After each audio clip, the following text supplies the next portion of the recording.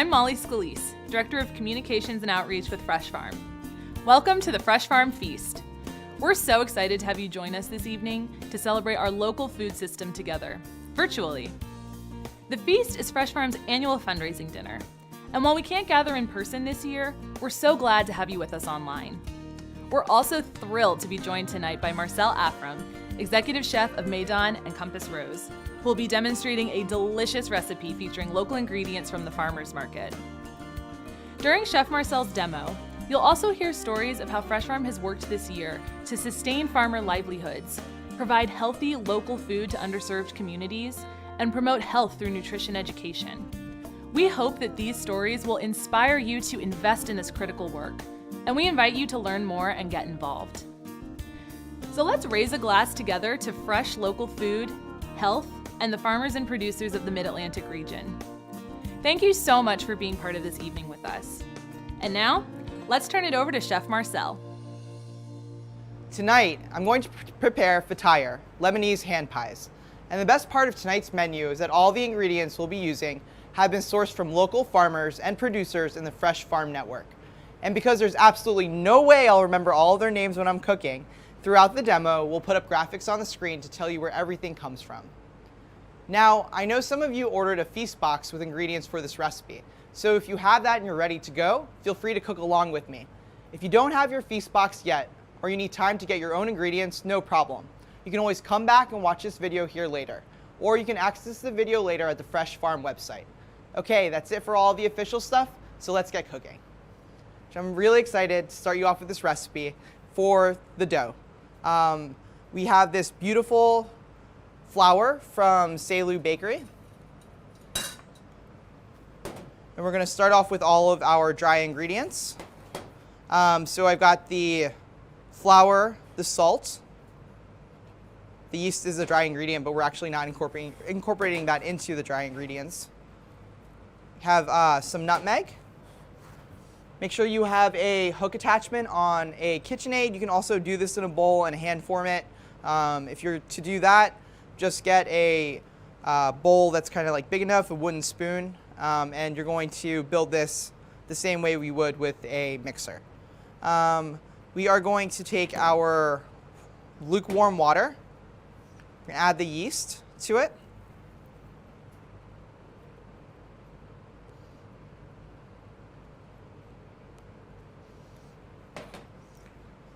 Add the honey.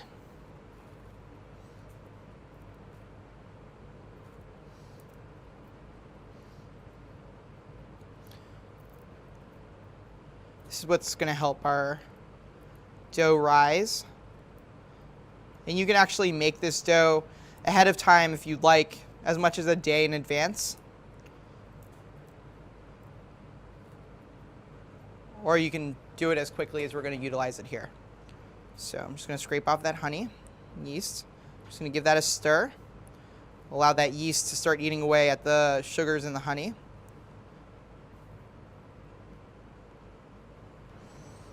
And that'll start to dissolve. As that's dissolving, I'm going to incorporate my dry ingredients into the mixer. We'll start off with the flour, salt, the nutmeg. So the interesting thing with these stand mixers, typically the flour has a hard time, or the dough hook has a hard time kind of like mixing all the dough from the bottom. So I usually just start it off with a little bit of moisture. And I'll just add a little bit of that water to the mixing bowl before I start to mix it.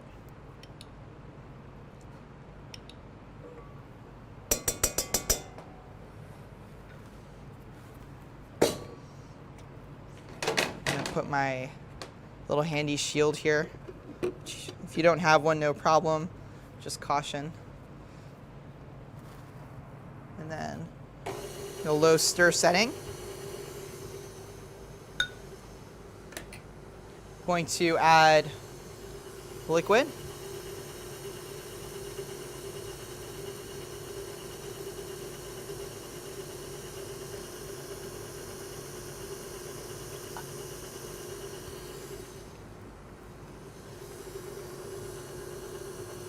And now that we have most of the liquid in there, I'm just going to bring up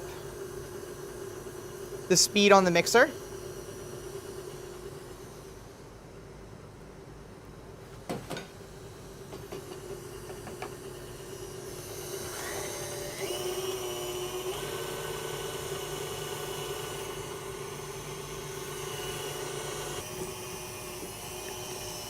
We're going to slowly incorporate our oil.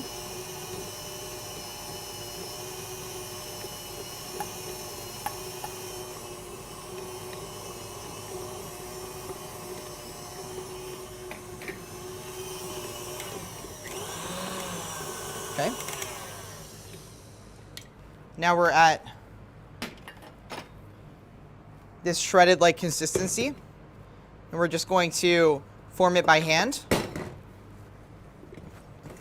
the rest of the way.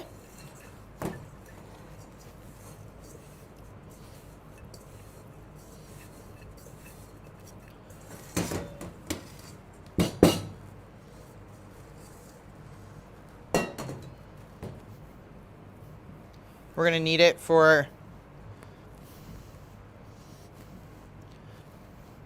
just about a minute or two until it completely forms. You can add a little bit more flour in your surface area. You can utilize oil, whatever you're comfortable with.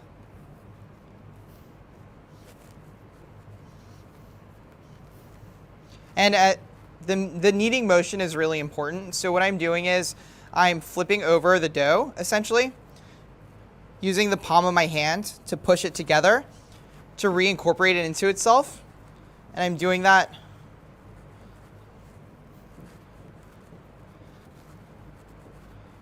like a counterclockwise.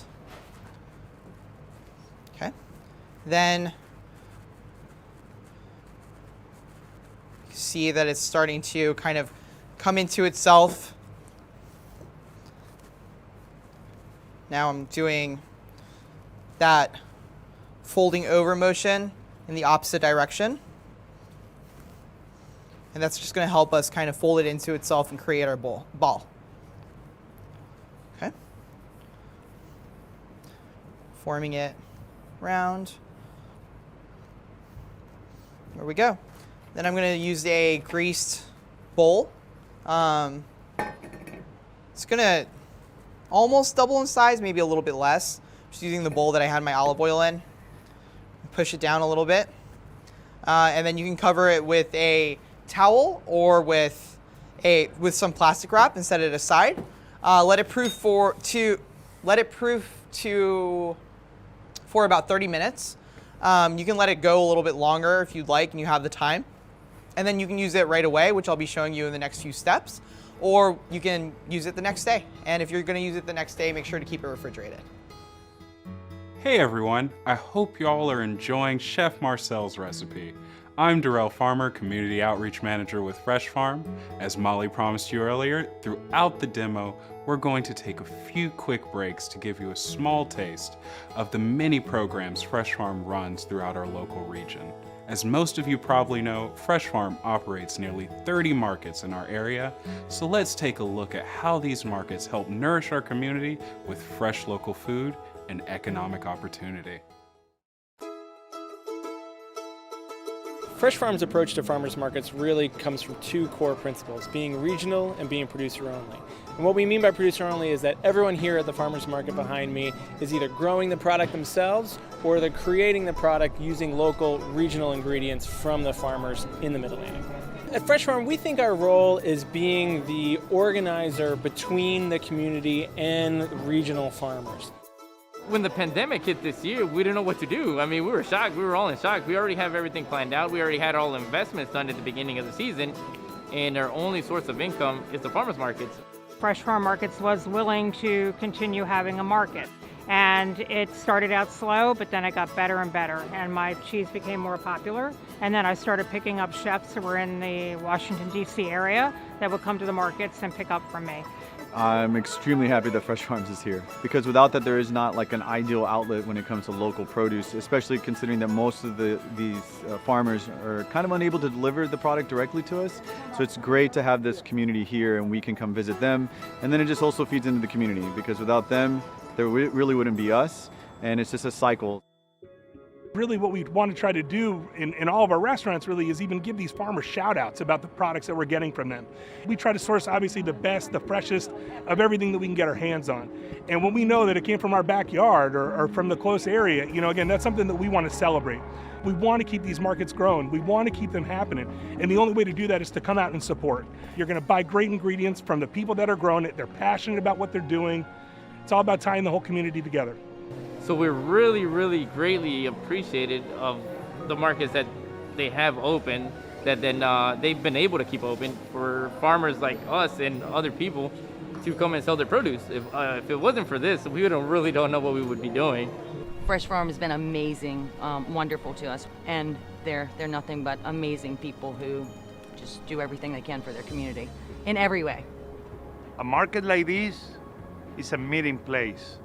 It's a bridge in between the people that live in the cities and the people that work the land, that are able to produce from the goodness of the earth.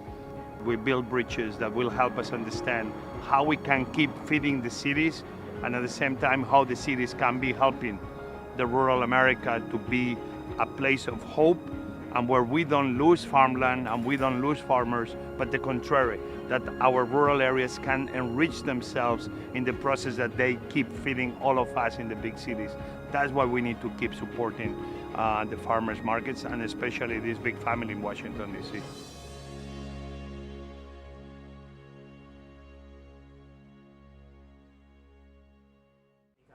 Okay, dough is resting. This is one of my favorite condiments that I love to actually utilize on a lot of things. It's just a really great turnip and beet pickling component that we're doing with this fantastic Merlot vinegar. So let me just walk you through that real quick. We're gonna start with the liquid and put all those components together, get the liquid boiling and then we're gonna shred our beets and turnips. We're gonna allow that to cool down before we move on to our next step. So let's start off with the liquid. We have the Merlot vinegar, which is beautiful and cloudy. Make sure your pot's not that hot. Some water, salt.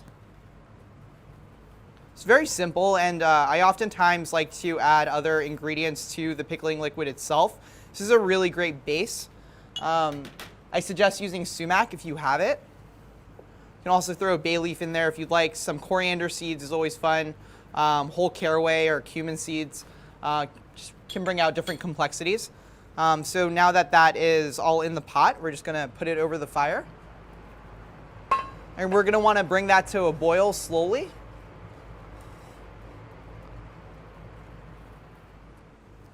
So the recipe calls for a medium beet and a medium turnip. They obviously come in all sizes, so we're going to do our best variety of what I think will end up being about medium. Make sure that your beets are rinsed off as well as your turnips. We're actually not going to peel them, and we're going to utilize almost the entire thing. I picked out 3 beets that I think would work perfectly, as well as a couple of turnips.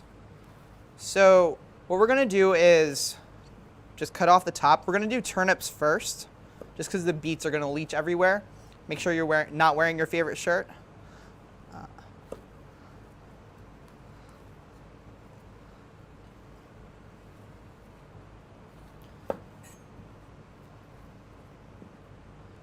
I'm actually going to cut off the tops of the beets.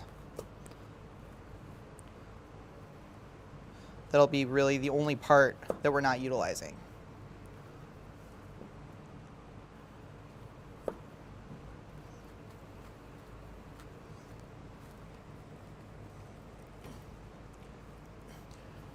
So with your grater, you're going to use the large die, and we're just going to go ahead and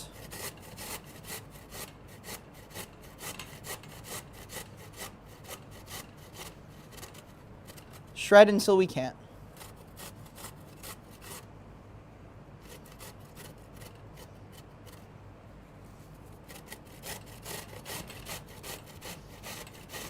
We're going to move these into a container that has a lid.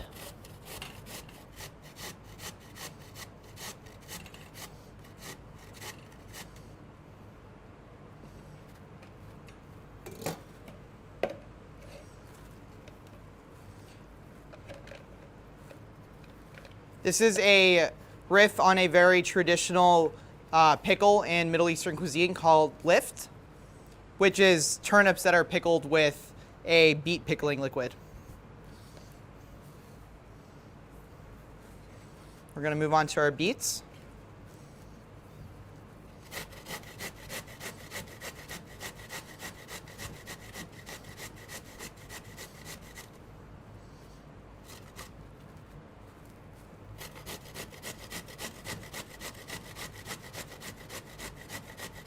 I love the fruitiness of the beets that the turnips take on.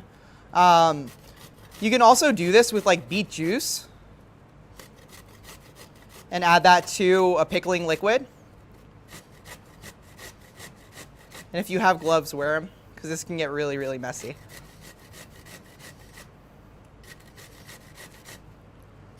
Okay.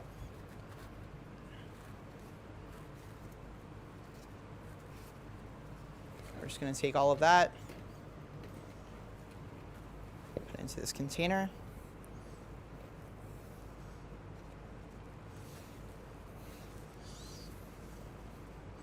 Don't use your favorite cutting board for this. We're going to mix it up. Kind of like pat it down.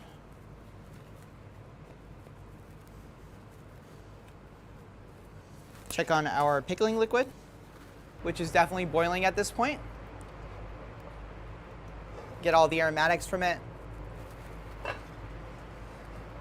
Just going to give it a taste. It's very pickly, but delicious. I'm just going to go back over, pour this right on top.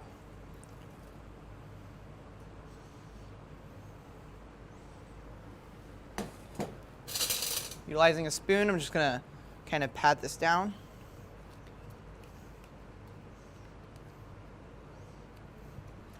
You can put like a piece of saran wrap tightly over the pickles. I actually like to just use a paper towel. So set that right on top. I like the paper towels because they soak up the liquid, so then you don't have to worry about any of it not being submerged. And I'll take the lid, plop it right on. We let that cool down for a little bit at room temperature, and then you want to stick it into refrigeration. And this is what our final product is going to look like. Wow, I don't know about you, but I'm getting very excited about those pickled veggies. Okay, it's time to look at another aspect of Fresh Farm's mission. I think we can all agree it's important to help neighbors access fresh food when they need it most. That's the work of the Pop-Up Food Hub, getting fresh food from local farmers to underserved communities. And already this year, because of you, the Pop-Up Food Hub has delivered more than 25,000 bags of fresh produce. Check it out. There have always been barriers to accessing local food, and the pandemic kind of amplified those barriers. And those who were having a hard time getting access to healthy produce, they are now facing a much harder time. We were able to pivot by scaling up our operations very quickly and placing much larger orders with the local farmers, and we provided 1 week's worth of groceries essentially in the form of local produce that we then delivered to individuals' homes. And we worked with different childcare centers that had closed in order to kind of assess where the need was and kind of meet the need at the doorstep. So if you come to a Pop-Up Food Hub market, what you're gonna see is the Pop-Up Food Hub team popping up, like you see behind me, tents and tables, and then the farmers will arrive to the market to set up their own stands. But in the meantime, what we do is collect our order from them and begin packing those into different shares, whether they're large wholesale orders or small CSA bags or small wholesale orders going to daycare centers.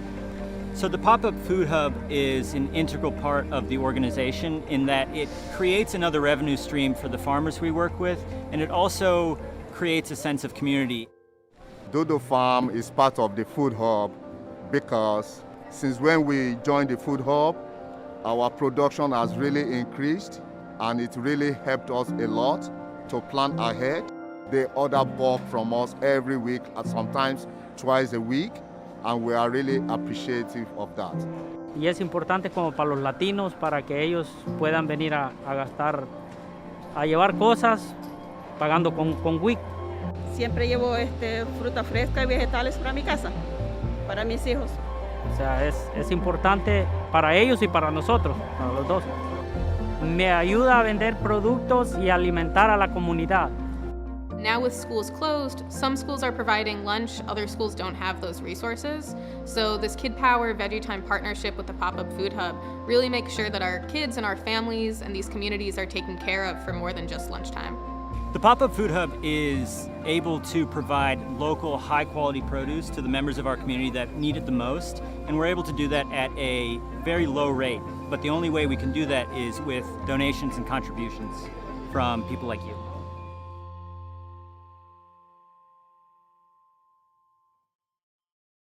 So as we are waiting for our dough to proof and rest, and we have our pickled turnips and beets pickling and cooling down, we are going to prepare the filling for the fatire. I'm going to start off with this beautiful Swiss chard.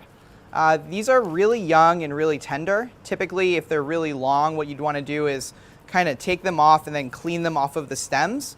We're going to use this whole because the intention is to utilize as much of the product as possible. I'm actually just going to trim off the stems, put those on the side for now. We will be dicing them and utilizing them in the filling.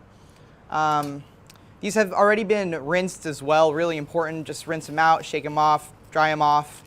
I'm going to take the bunch, and if you want to split this in half, that works as well. And I'm essentially going to do what we call something similar to a chiffonade. A chiffonade is the French term for confetti. We're going to go slightly bigger than that.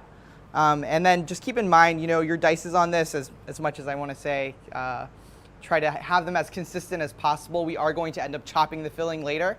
So if they're a little off, that's okay. So.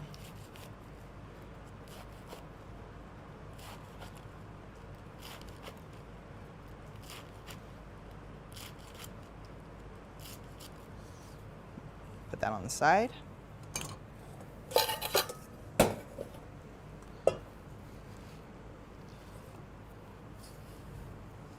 And as the recipe mentions, if your turnips or beets do come with greens, just as our turnips that we just utilized did, we're going to save those. We're going to add those to the filling as well. These are going to be much more bitter than the Swiss chard, so we're not going to necessarily use all of them if you have a significant amount. Make sure you rinse these and dry them off as well. And I'm just going to go ahead and cut them, essentially do that larger chiffonade up until they get really stemmy. And we're going to utilize that top part and mix it in with the Swiss chard.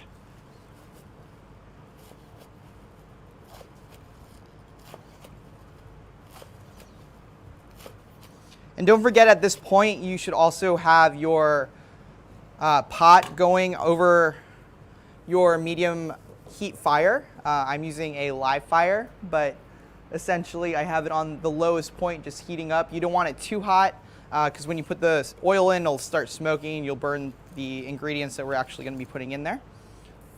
All right, so I have my bowl of greens, which I'll put off to the side. We're going to go back to those stems. We're essentially going to dice them all the way up until they start splitting. Those are kind of the woodier section of the stem. Not as edible, but when we saute this with the onions, it will cook down. It'll give it a great texture.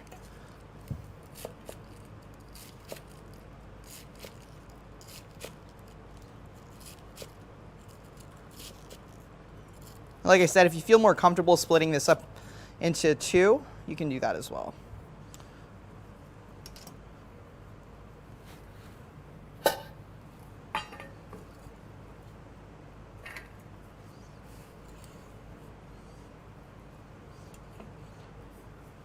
We'll move on to our apples. The recipe calls for a medium apple and a medium onion. If they're a little bigger, it's really up to you. You can utilize the whole thing, snack on it while you're cooking. This is probably the most medium out of the apples that I got. I like the tartness of the green apples. So what we're going to do is we're going to cut it into quarters, and then we're going to remove the ribs. So once you have that first cut, we're creating a flat surface to work with. Straight down the middle. And now we're going to remove the rib, which is, you have that little half circle right there where the seed is. We're going to create a flat surface to cut with. So once you remove that rib, your apple won't tilt. We go back to slice it. There.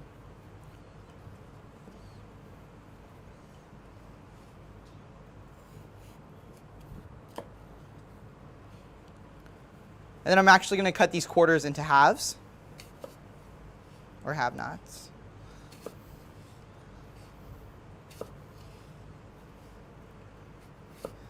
And then put them on their side. We're just going to go through and slice them. One about 1/4 inch thick. Just a reminder, we are going to go back and dice the entire filling. The reason we're keeping them this size is to kind of get a caramelization on them, so the sugars start peeping out flavor, which is going to be really nice with the bitterness of the Swiss chard and the turnip greens.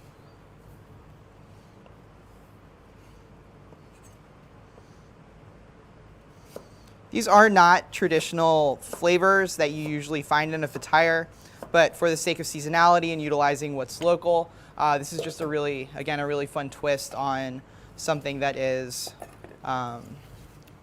traditionally eaten.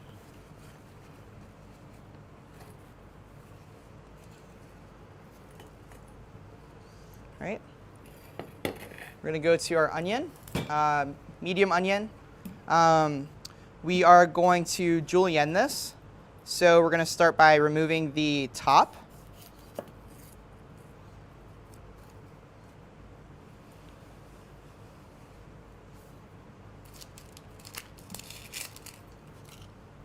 And the root.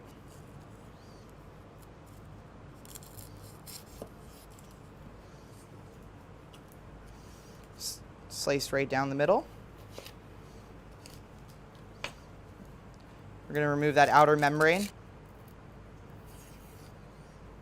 And then a julienne is essentially a thin dice from the end. So I have the onion facing me in this direction. What I like to do is just kind of cut off the end, turn that on its side, and then do these really nice slices.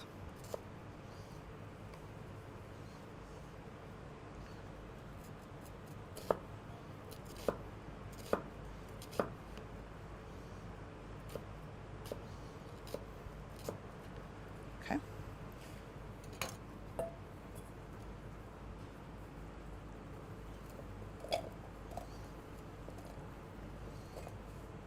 A little trick with onions, if you're finding that they're releasing too many of their juices and you often cry when you're cutting them, if you pop them into refrigeration for a few minutes before you slice them, it actually helps retain the liquids inside of the onion and they're not as potent.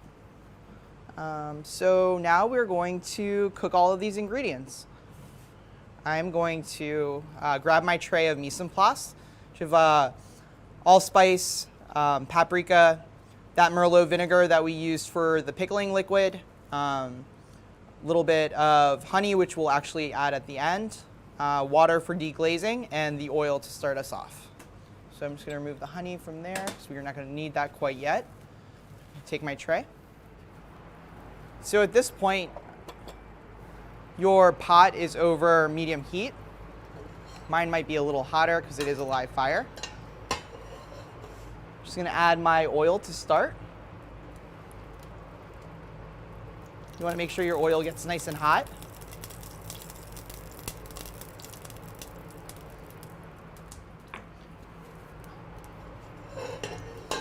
Move it around. I'm going to start with the onions and the Swiss chard stems.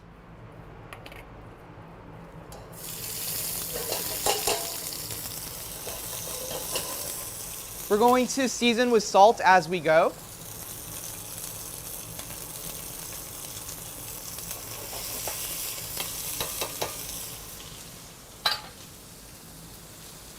I'm going to take off my gloves so they don't melt on me.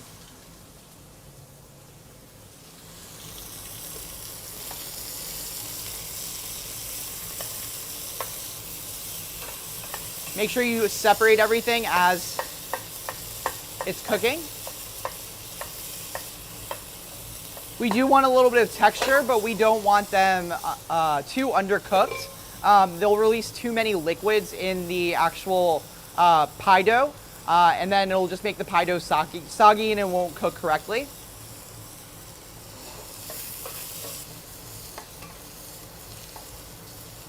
Once we start getting a little bit of color on the onions, at this point we're going to add the apples.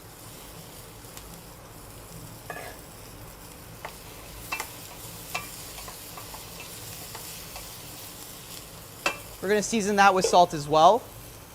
Salt makes food taste like food, so we always want to season in stages because it's going to really help everything express itself.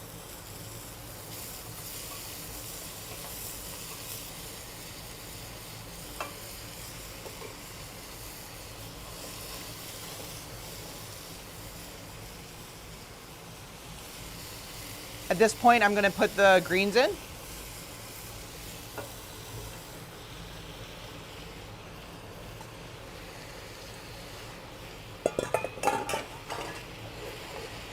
I'm going to add the rest of my salt.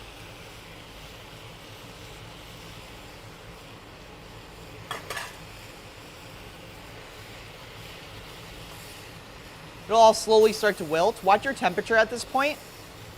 A little harder for me to do over the live fire.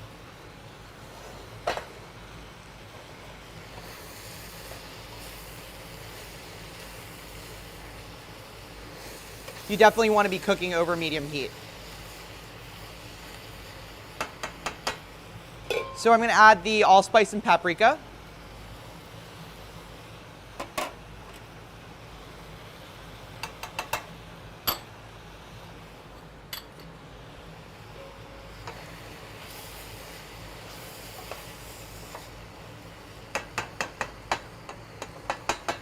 It's a good time for us to add the Merlot vinegar, which is going to help deglaze the bottom of the pan.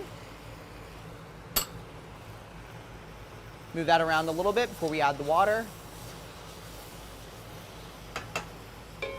And then we'll add our water.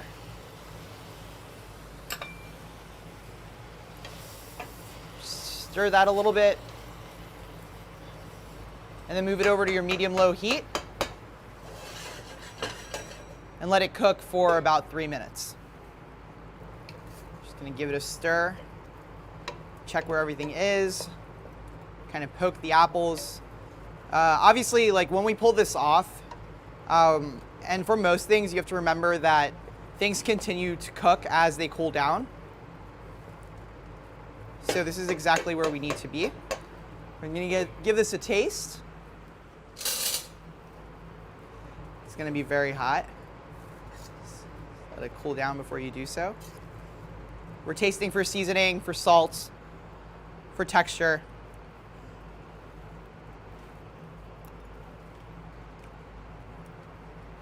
That's exactly where we want it.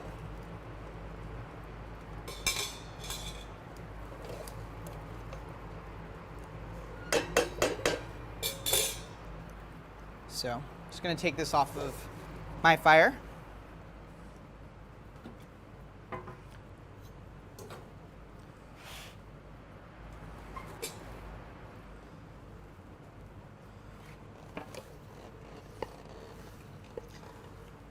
Paprika and the allspice really come through. It's just a really cool, unique combination of smells and flavors with the earthiness, the bitterness,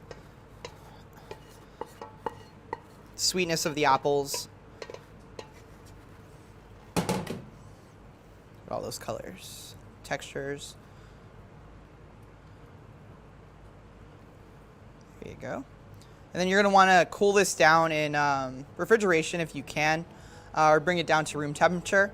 Once it's cooled, we're going to strain out the liquid, chop the filling, and then fold in the honey. Wow, that looks delicious. And while that's cooling down, let's take a look at one of Fresh Farm's most loved programs, Food Friends.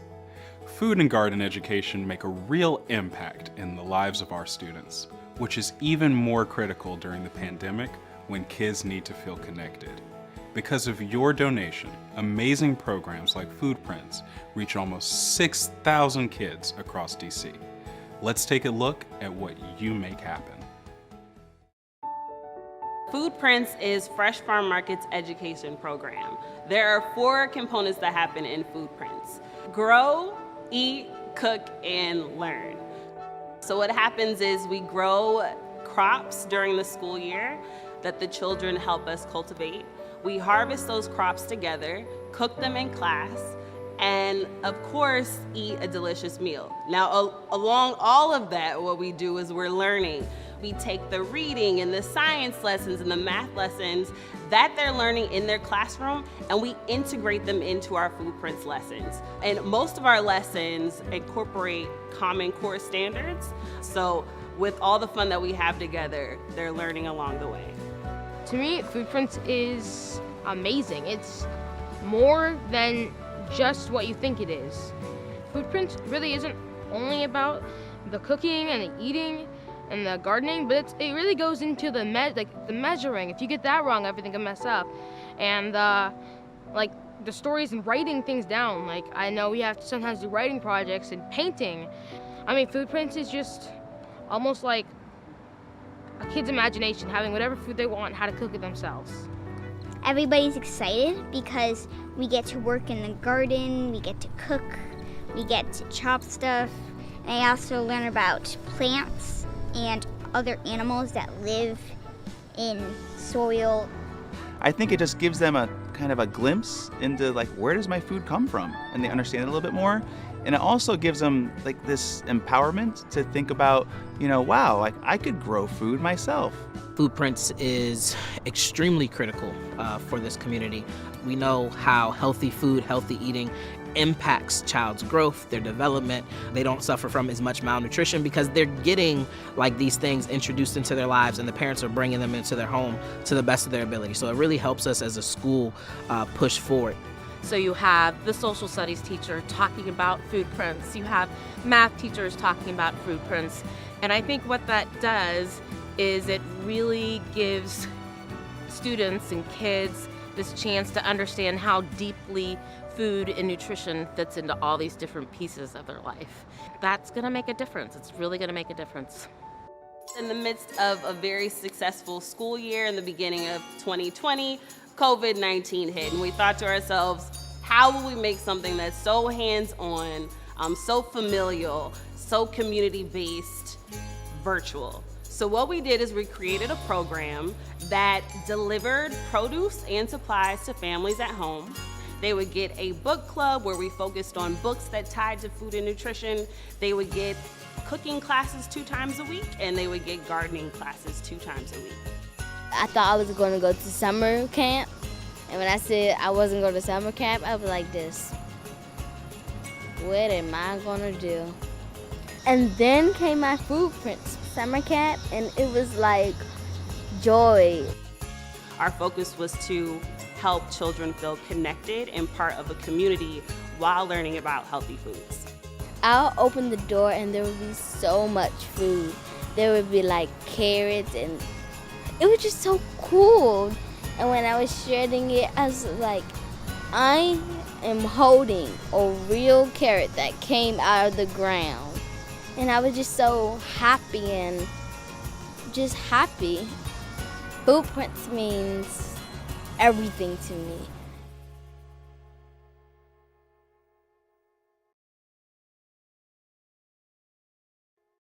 Now that our Swiss chard is cooled down, we're just going to go ahead and chop it up.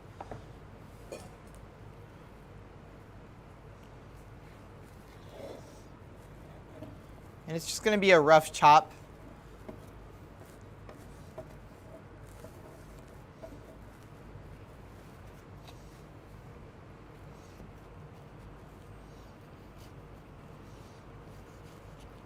We just want it small enough that you can kind of get a little bit of everything in all of the little pies.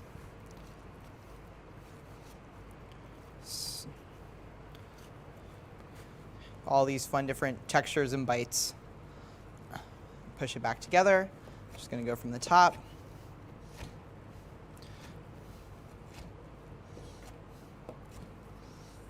Okay. Now I'm going to put this into a bowl.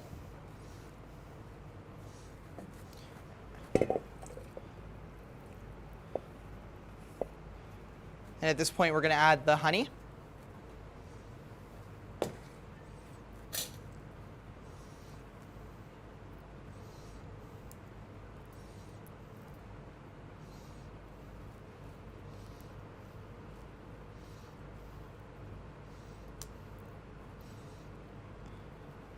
And we will combine that.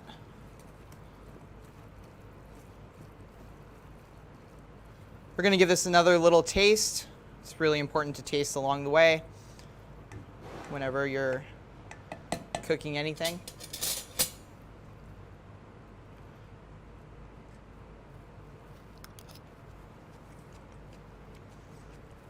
It's great. So now we're going to stretch out the dough. A clean surface, super important. Our dough that we made earlier, nice and formed. I'm going to take some flour.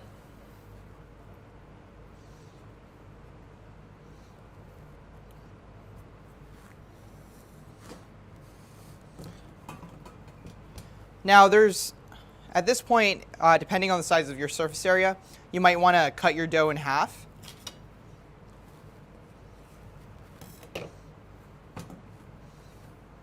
What I just did there was grab some of the flour underneath the dough on the flat part. I'm just going to flatten it out, this oblong oval shape. Just going to pull some of that flour. Doesn't need a ton. Also, if you don't want to incorporate more flour, you can always utilize olive oil to actually stretch your dough. I'm just pushing it down with my fingertips, kind of helping form it before I use the rolling pin. Push some of this off to the side. We can always incorporate some of this flour as we go. Okay. Grab my rolling pin.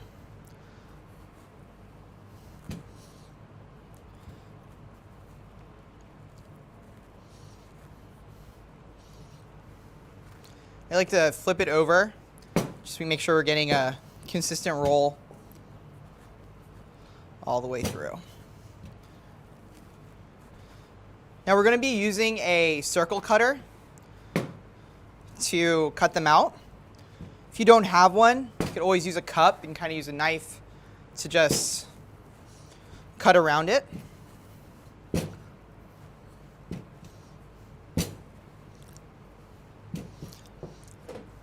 And we can always reshape the dough. That's kind of like the scrap dough that forms while we're cutting it. So a little less than 1/4 inch thick. Shouldn't be too see-through. You should be able to kind of maneuver it with your hands. So I'm going to take my circle cutter. This one's about 4.5 inches. And I'm just going to start punching out these circles.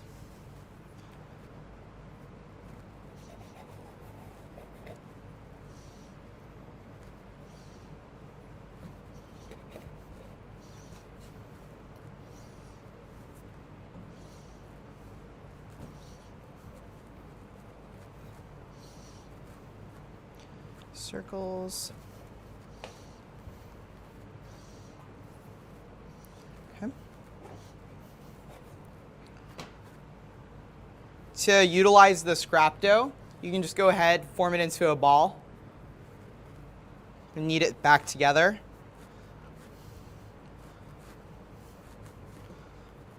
And do the exact same technique. You should have very little left over, and if you do have some left over, you can always roll them up into little balls. Like sprinkle them with salt or sesame seeds and add them to your cook pile. And what I'm going to do is going to take this filling. You're going to use about a tablespoon. Put it right in the center.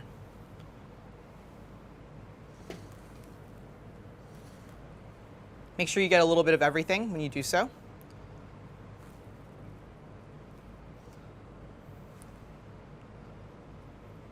And don't overstuff them because they'll pop while they're cooking and the juices will kind of make it really soggy. They just won't cook properly. You could always add a bunch of your favorite flavors in place of certain items too. I just love playing around with all the different types of fillings for this particular hand pie. It's traditionally done with spinach or cheese or meat. I actually really like to do them with sweet potatoes as well. It's a fun filling.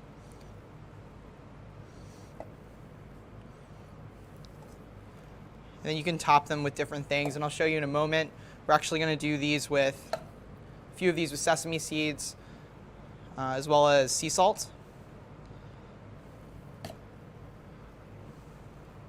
Okay, so now we've filled them all up, and we're going to make little pyramids with them. So the first stage of the pyramid is take the center, pushing down with one finger, going closer to one end and pinching. This dough is just so pliable and so great that you don't need any water or egg wash for the pinching process. We're just going to pinch to the top there. We have our top of the pyramid. Turn it around. Using my index fingers to hold these two pieces out, folding up. Pinching right near the center, going out, and then pinching back to the middle. That's a little hand pie we call fatire. And make sure that it's sealed. So like I said, it will start to steam and all the liquids will come out and it'll just kind of pour over to the top and it'll be really soggy. I'm actually going to oil my board.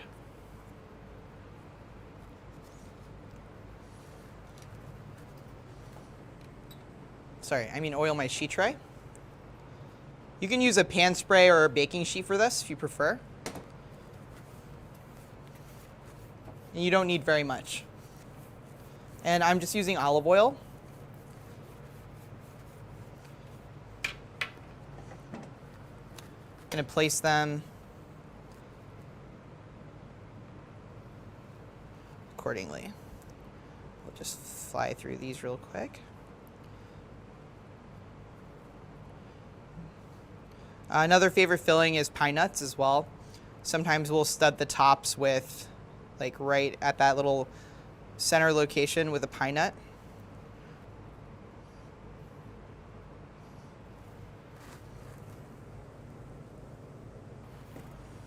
So we're just going to take our brush, a bit of water right on top.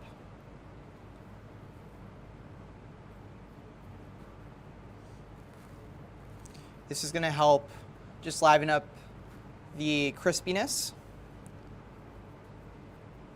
as well as help the sea salt and the sesame seeds stick. So we'll do a couple with sesame seeds, which I've pre-toasted.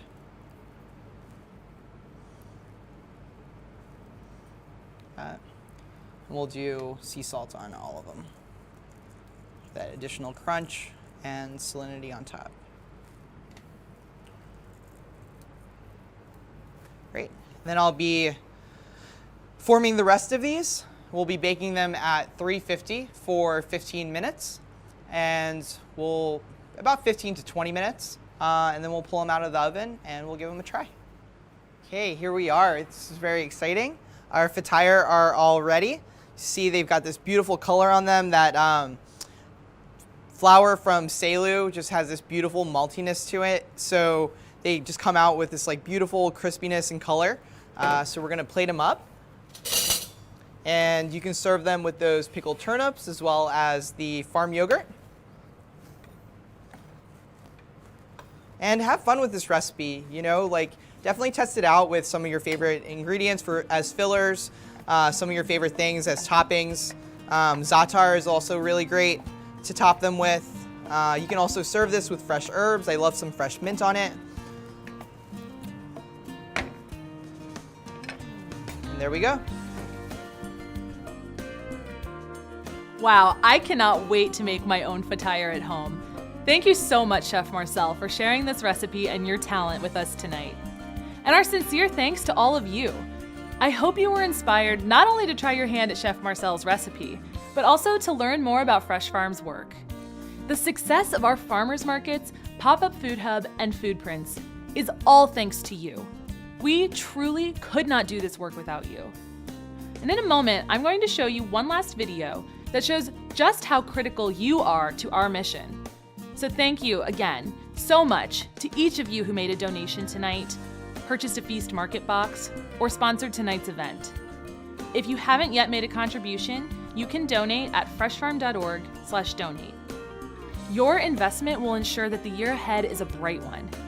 And now, let's take a look at what you make happen. By taking a systemic approach to increasing food equity across our region, Fresh Farm is nourishing minds, bodies, and communities. Our unique array of innovative programs work in conjunction with one another to deliver on the promise of a well-fed, well-nourished, and well-educated community. With more than 250 farmers and producers in our network, we operate markets in diverse areas across the region, from all quadrants of DC to Northern Virginia to Maryland. Our pioneering pop-up food hub connects farmers in our network with historically underserved communities and institutions to increase food access. Our innovative Footprints program provides comprehensive food education for students across DC, especially in areas with high levels of food insecurity. And in 2020, as lives and businesses were turned upside down, Fresh Farm answered the call. We quickly became a national leader in responding to the needs of those affected by the COVID pandemic. We kept markets open safely. We helped farmers and producers maintain their operations, and we continued online food education for young students. It's been a mighty challenge, to be sure, but it's also been our finest hour. It's been your finest hour. Our work to improve access to fresh food across our region happened because of you. Our food education program was possible because of you. Food moving from farmers to markets, to underserved communities, and to family tables, all of it started with you. And for that, we're eternally grateful. And with your continued support, the best is yet to come. Thank you for supporting Fresh Farm. You make this happen. It's all because of you. Helps keep their business thriving. You made my summer awesome. And you made me a chef.